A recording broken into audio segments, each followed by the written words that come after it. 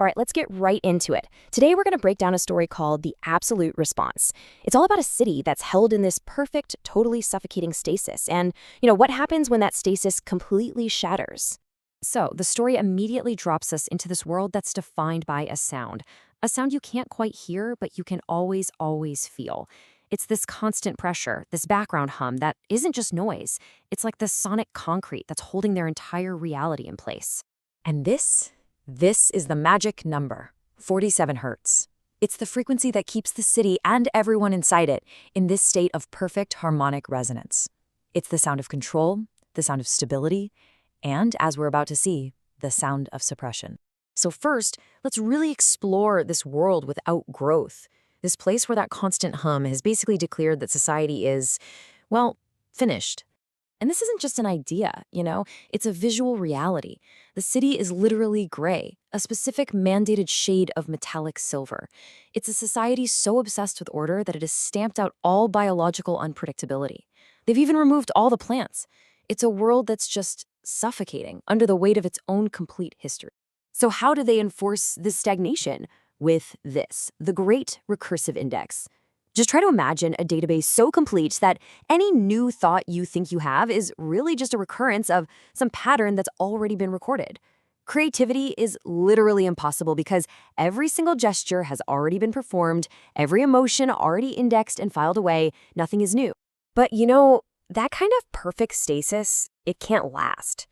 And this is where the story really kicks off, with a fundamental wrongness in the hum. And once that shift happens, things just collapse.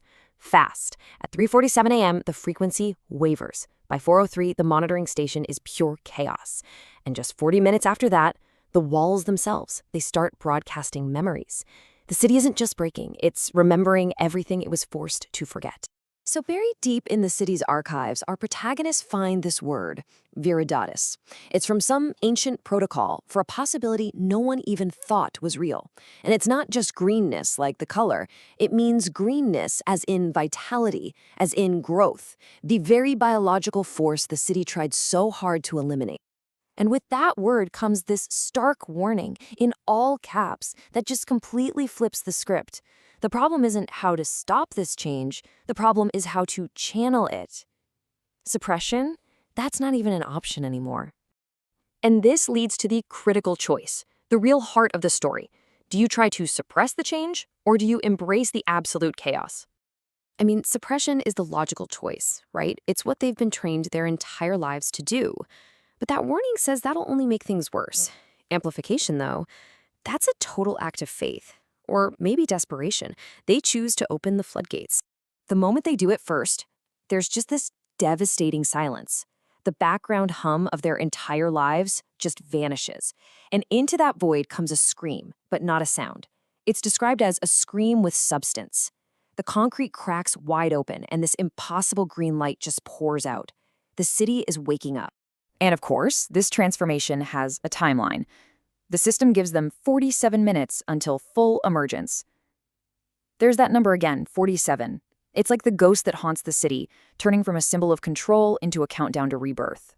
And this just brilliantly illustrates the philosophical shift.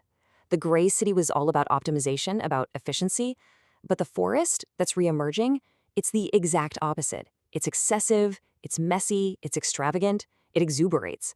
It'll produce 1,000 seeds when just one would do, simply because that's what life does.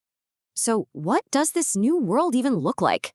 For the people who are caught in this biological revolution, the fever of change, it begins to spread.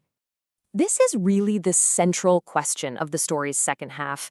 The city isn't just being overgrown by plants, it's remembering its own deep history, a history written in soil and roots, and so are its people. And humanity has no choice but to transform right along with it.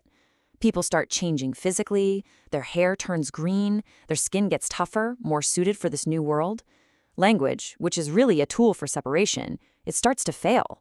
It gets replaced by this more direct, empathetic connection through the living world itself. The line between what's human and what's not just starts to blur. See, the old world isn't being destroyed, it's being integrated, it's being broken down, it's composting. The concrete and steel are becoming the nutrient-rich foundation for whatever comes next. Finally, this all builds to the story's ultimate theme, the emergence of a brand new kind of consciousness, one that absolutely refuses to be finished. So that transformation arc is really clear when you lay it out. It starts with a rigid controlled system. That control fails, revealing this dynamic, living force underneath. A choice is made to embrace that force, which leads not to destruction, but to a radical, new synthesis of nature and tech. This quote right here, this really gets to the absolute heart of it. The story redefines life itself as a form of defiance. Life isn't gentle, it's not compliant, it's spiteful. It's this biological fuck you that just keeps going, keeps replicating against all the forces of decay and control. It's a constant, stubborn refusal to be finished. And that's the final question the story leaves us with. It suggests that the city's greatest mistake was believing that it could finish the world. Archive it and put it on a shelf.